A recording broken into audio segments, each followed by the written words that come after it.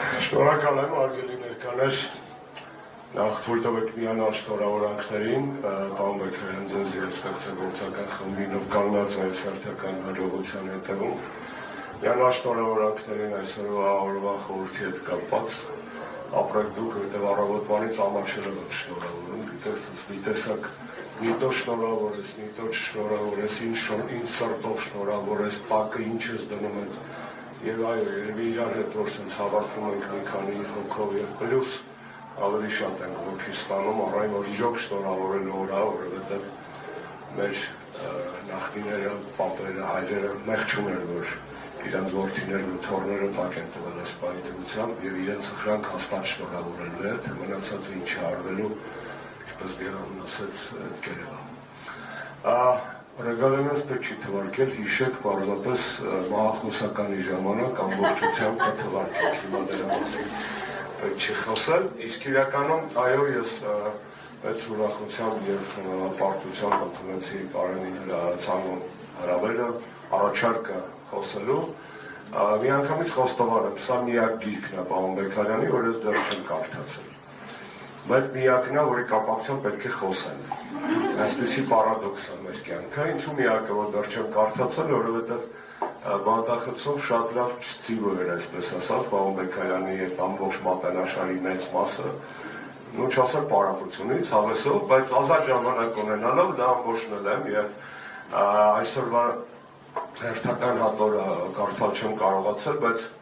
պարոն Բեկարյանի հետ պատիվ եմ ունեցել աշխատելու այդ տարիներին միասին, Կարանի փորձ ավելի մեծ է խորհրդանական դիվանագիտության մասնակցային առումով, բայց այդ տարիներին միասին ենք աշխատել և վստահ եմ, եթե գոնե ոչ իմ խաթր, ապա իր խաթր նորմալ գրել է այդ գլուխը, բայց կկարդամ անպայման։ Հիմա ինչ կարամ ասեմ առանց կարդալու։ Այս կես կատակ կես լուրջ, պարոն Մանուկյանը Գեղամ շատ ցանոթ շեշտադրում արեց, բայց մինչ այդ ուզում եմ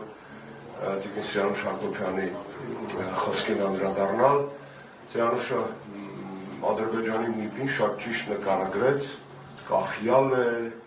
բարեկամ է, բայց այդ Ադրբեջան բառը որ հանել դնել Հայաստան, ոչ մի բան չէր փոխվել ընկալիքների մեջ, ողջ հարգանքով օմբուդսմենի ինստիտուտի հիմնադրած զարգացած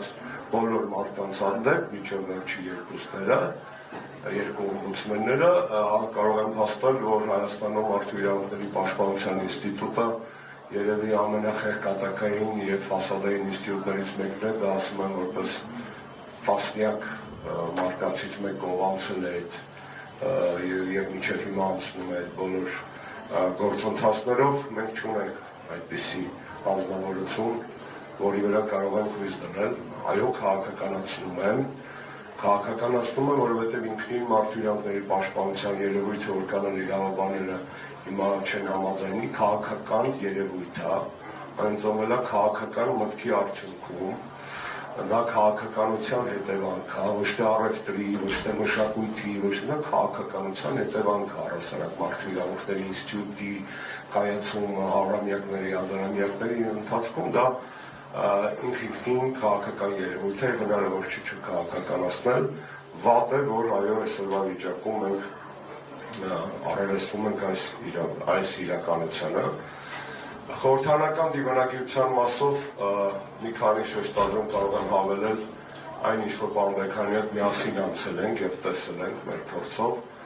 Այո, Գեղամ Մանուկյանը երևիցս ճիշտ է, նախկինում դա մեզ միավորող բացառիկ ձևաչափներ։ Ես չեմ հիշում գեթ մեկ ընդդիմադիրն ու բացի մեկից, որը հիմա այս հետ միասին ընդդիմություն է այս ռեժիմին, ըստ անունը չեմ տա, որ չթիրախավորեմ, չեմ հիշի գեթ, պարոն Հարությունյան, ճիշտ եք դուք, չեմ հիշի գեթ մեկ ընդդիմադիրի ում հետ մենք որպես իշխանություն ժամանակին միասին կռիվ չենք տվել խորհրդանական ցանկացած ձևաչափերում,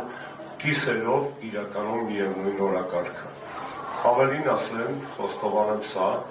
նաև նման այցերից կամ նստաշրջաններից առաջ մշտապես դերաբաշխում ենք արել։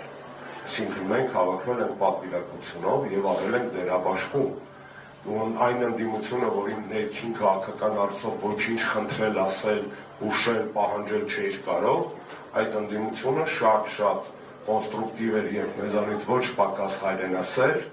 երբ որ խոսքը ասում էր նման տեսակի նախապատրաստական աշխատանքներին, լինի Արցախյան հիմնախնդիր, քարորյա պատերազմ, ցեղասպանության ճանաչում, բլոկադա եւ այլն։ Ինչն է վատ այսօր։ Այսօր շատ վատ է 3 բան, բացի այն ամենավատ բանից, որի անունը խնդրեցիք չեմ ուզում տալ։ Նեյով սկսող։ Շատ վատ է հետևյալը։ Առաջինը, խորհրդարանական դիվանագիտությունը նախկինում խորհրդարանական վերահսկողության մեխանիզմներից մեկն էր այս պարագայում արտաքին քաղաքականության վրա։ Այսօրվա այս անհասկանալի ապապետական կառույցների պարագայում Հայաստանում խորհրդարանական ձևաչափ առհասարակ չունի վերահսկողական ֆունկցիա, ցավոք սրտի ընդդիմությունը չի կարողանում ներկա վիճակում վերահսկել որևէ իրականում վերահսկել, ոչ թե հողում տալմամուլի պատմել սկանդալային պատմություն, այլ ազդել պրոցեսների վրա, որոշումների վրա եւ իր ազդեցությամբ շտկել այդ որոշումները կամ պրոցեսները։ Նախկինում դա կար, ամենավառ օրինակը պարոն Բեկյանը թույլ չի տասոտել ՍԵՊԱ-ն է, քչերը գիտեն երևի, որ ՍԵՊԱ-ով ընկվել է 17 թվականի նոյեմբերի վերջ նախատեսված է խորհրդարանական վերահսկողության ձևաչափ, որը կոչվում է Parliamentary Partnership Committee, որի մասին կա հստակ կետ, որ այդ ստեղծվում է, որպեսզի վերահսկի ՍԵՊԱ-ն եւ ՍԵՊԱ-ի իմպլեմենտացիա։ Ես ուշով հետևում եմ առնվազն եվրոպական խորհրդարանական վերաժողովների աշխատանքներին, չկա այդպիսի բան առհասարակ, եւ համառ ջանքեր ընդդիմության, մեր շնքել գործընկեր Հայկ Մամիջանյանի, Հայաստան Դաշինքի պատգամավորների ջանքերը ստանալ ՍԵՊԱ-ի իմպլեմենտացիայի ընթացիկ ռիպորտ, բախվում են պատի եւ մենք որևէ թուղթ խորհրդարանից տեսնելու համար թե ՍԵՊԱ-ն ինչ փուլում է այս 6 տարիների մեջ ուրա հասել, բացի Եվրամիության դեսպանի կենացներից եւ Եվրոանձնաժողովի պաշտոնական կայքի սղլիկ ձևակերպումներից ուրիշ որևէ հողում չունենք։ Երկրորդ վատ բան, աջան։ Գեղեցիկ է եւ պետական գաղտնիք։ Դա հա։ Սուտ է եւ պետական։ Այո։ Երկրորդ վատ բանը նա է, որ այո մենք ընդդիմության բացառիկ գործիք էր հանդիսանում խորհրդարանական դիվանագիտությունը, երբ որ ընդդիմությունը կարողանում էր այդ գործիքի միջոցով նաև տեսանելի եւ հասանելի լինել արտերկրին։ Այսօրվա կոնյունկտուրան այնպիսին է միջազգային, որ հիմնականում եվրոպական խորհրդարանական վերաժողովներում մեր ընդդիմադիր գործընկերներին ստիպված են լսում, ստիպված են հանդիպում, ստիպված են տեսակցում, որովհետև տեսնել, լսել եւ տեսակցել չեն ցանկանում, որովհետև Հայաստանի գործող ռեժիմը ամբողջությամբ բավարարում է սպասարկելով այն օրակարգը, որ իրենց պետք է եւ ավելի շատ պրոտոկոլ է հանդիպում ընդդիմության հետ կապ շփումները, քան թե իրականում կոնտենտ կամ ինֆորմացիայի փոխանակում, այսինքն եվրոպական խորհրդարանական վերաժողովները դարձել են մի մեծ դալայան տակառ, որտեղ ընդդիմությունը կարող է տոննաներով կոկորդիլոսի արդյունք լցնի իրավիճակի հետ կապված, բայց այդ տակառները մի կաթիլ անգամ չեն լցվում եւ չկա առհասարակ հետադարձ կապ, այսինքն ֆիդբեքը չկա, թե այդքան ահազանգերից հետո ինչ է անում այս կամ այն խորհրդարանական վերաժողովը։ Այո, մենք հասել ենք այն վիճակի, ես մի օրինակը բերեմ, պարոն Բեկյանը վստահաբար այդ օրինակը չի զետարել գրքում, լրամշակված տարբերակում կարող ես ներկայացնել, քան օրինակը հետևյալն է, ուրեմն այդ արդեն հիշատակվածս Եվրամիություն Հայաստան խորհրդարանական վերաժողովի հերթական նիստն է, ընդդիմության պատգամավոր Հայկ Մամիջանյանը ներկայացրել է ամենամեծ փոփոխություն ցեղասպանության հետ կապված։ Քվեարկությունը նման դեպքերում երկու բաղադրիչներով է, եվրոպացի կարանտին են քվեարկում, հայաստանցի կարանտին, պետք է երկու տեղով էլ անցնի, որ եվրոպացի քվեարկում են կողմ, Հայաստանի իշխանությունը դեմ։ Եվ պատկերացրեք Զավեշտի աստիճանը, որ հայոց ցեղասպանության, ճանաչման, ընդգծման, հայ-թուրքական հարաբերություններում այդ խնդրի կարևորման հետ կապված Եվրոպարլամենտի պատգամավորները կողմ են, ազգային ժողովի ԿՊԱ-ականները դեմ։ Նման, այսպես ասած, երկար կարող եմ պատմել, հա, այս նման դրվագներով թե ինչ կարևոր է խորհրդարանական դիվանագիտությունը, ինչ լավ է, որ պարոն Բեկյանը դա առանձնացրել է, բայց եւս երկու բան ասեմ, հա, ու ավարտել։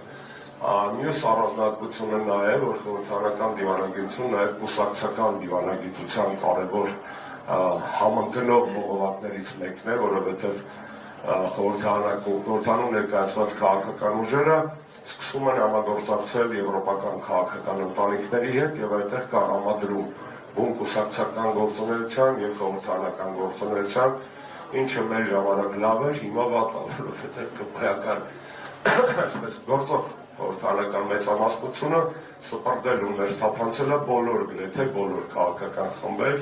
եւ այդ մետաստազը, այսպես ասած, ընդհանուր գեոպոլիտիկ շահերի մետաստազը վարակել է շատ ու շատ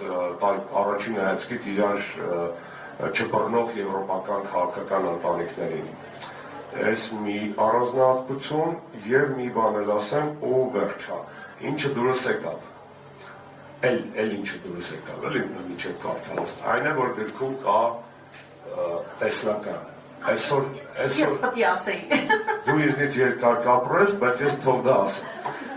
Շատ կարևոր է, որովհետև ինչ այսօր կարդում ես, չկա դալշեն, այսպես ասած, իսկ հետո ինչ անել է։ Խնդիրների նկարագրություն բոլորս բավականին բարձր մակարդակի անում են։ Ընկալումը իրականության ոնստապ մտածող փորձագետների քաղաքական շրջանակների մոտ առկա է։ Տեսլականի խնդիրը բաղադրիչը շատերի մոտ բացակայում է եւ ի պատիվ պարոն Բեգայանի եւ իր ստեղծագործական խմբի սա միակ գիրքը չէ, որտեղ կա այդ դալշեն կա ամենուրեք եւ այդ դալշեն տեսլականը, որ այսքանից հետո էլ կյանք կա, այսքանից հետո էլ աշխատելու տեղ կա, այսքանից հետո էլ մի բան փոխելու հնարավորություն եւ գաղափար կա, սա առանձնահատուկ արժեք հաղորդում այս ամբողջ աշխատությանը, որ ինքնին ռիսկային է նման գիրք տպելը, որովհետեւ